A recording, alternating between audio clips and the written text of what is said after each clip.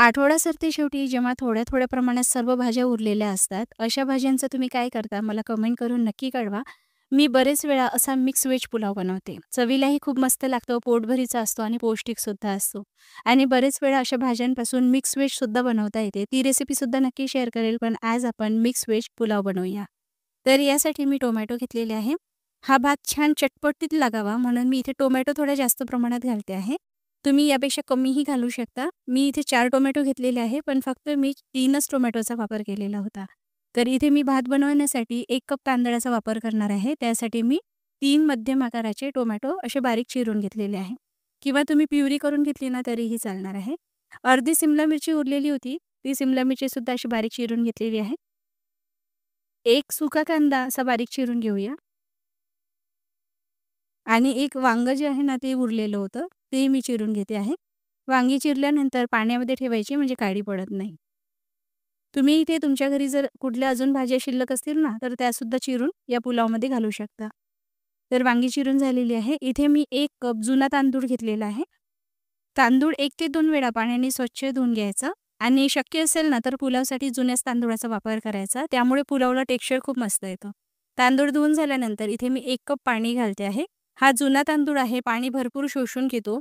तरीसुद्धा मी 1च कप पाणी घातलेलं आहे, म्हणजे भात जो आहे ना, छान मोकळा आणि सुटसुटीत होईल. 1 पळी तेल घालायचं आणि 1 टीस्पून एवढं मी मीठ घातलेलं आहे. आता कुकरचं झाकण बंद करायचं आणि मध्यम आचेवर 3 शिट्या काढून घ्यायच्या. हा जो कुकर मी वापरलेला आहे, हा इंडस व्हॅली या कंपनीचा आहे. तुम्हाला ऑर्डर करायचा असेल तर कमेंट करा, मी लिंक शेअर करेल. हा 2 लिटरचा कुकर आहे. क्वालिटी खूप छान आहे आणि हाय क्वालिटी स्टेनलेस स्टीलपासून बनवलेला आहे. तर आता इथे माझ्याकडे 1 पाव एवढं कच्चं फणस उरलेलं होतं. ते फणससुद्धा मी या भातामध्ये घालणार आहे. तुम्ही याऐवजी सोया चंक्ससुद्धा घालू शकता. तर पाण्यामध्ये हळद आणि मीठ घालायचं, तेल घालायचं आणि फणस शिजवून घ्यायचं.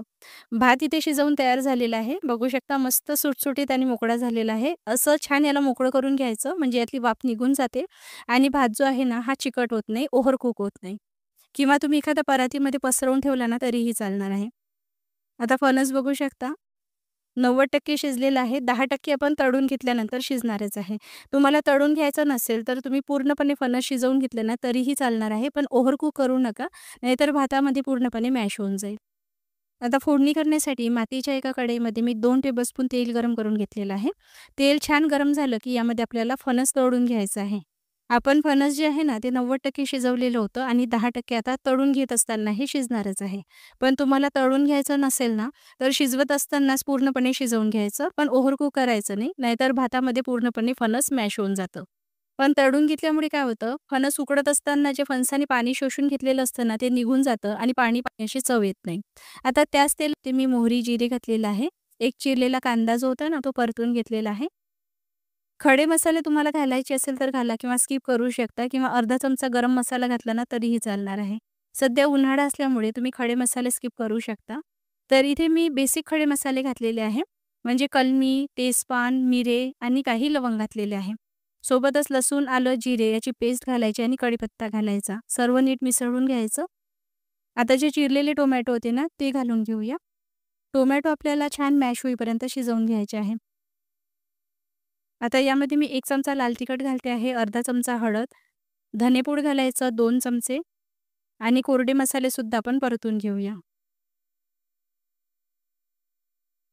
मसाले इथे नीट परतून झालेले आहे. आता यामध्ये मी किचन किंग मसाला घालते आहे.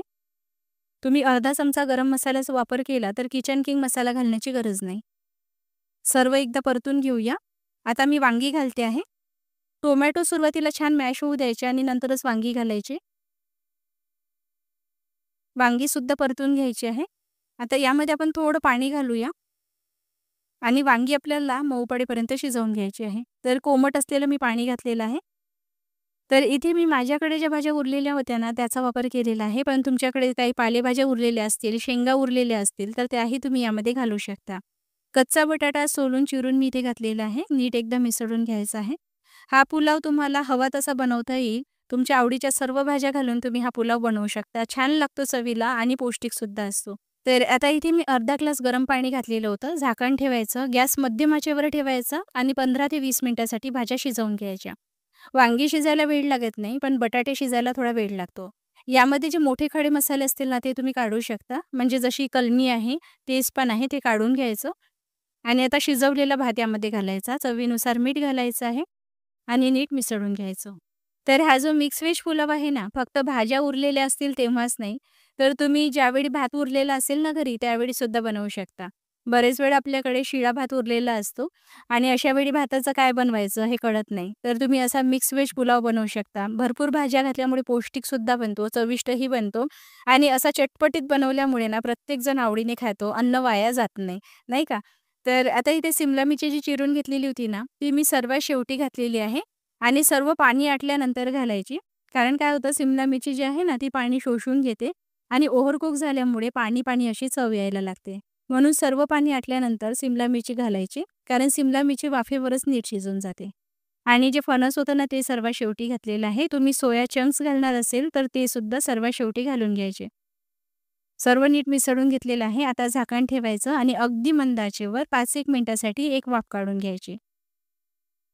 तर इथे बघू शकता मिक्स व्हेज पुलाव तयार झालेला आहे. हा असा गरमागरम पुलाव जर कुणालाही तुम्ही दिला ना, चक्क शिळ्या भातापासून जरी बनवला ना, तरी प्रत्येकजण मागून-मागून खातील एवढा चविष्ट लागतो. वरून भरपूर चिरलेली कोथिंबीर घालायची आणि हा मिक्स व्हेज पुलाव तुम्ही सॅलडसोबत सर्व्ह करू शकता. बुंदीच्या रायत्याबरोबर सर्व्ह करता येईल किंवा एखादी चटणी असेल, कढीबरोबर सुद्धा खूप मस्त लागतो. मला तर कढीबरोबर खायला जास्त आवडतो. गोड, आंबट असा मठ्ठासुद्धा याबरोबर सर्व्ह करता येईल. नक्की ट्राय करून बघा. तुम्हाला ही रेसिपी कशी वाटली मला कमेंट करून नक्की कळवा. आवडली असेल तर लाईक, शेअर नक्की करा आणि अशाच नवनवीन रेसिपी पुढेही बघण्यासाठी Facebook पेजला फॉलो करा आणि YouTube चॅनलला सबस्क्राईब नक्की करा. लवकरच भेटूया. तोपर्यंत धन्यवाद.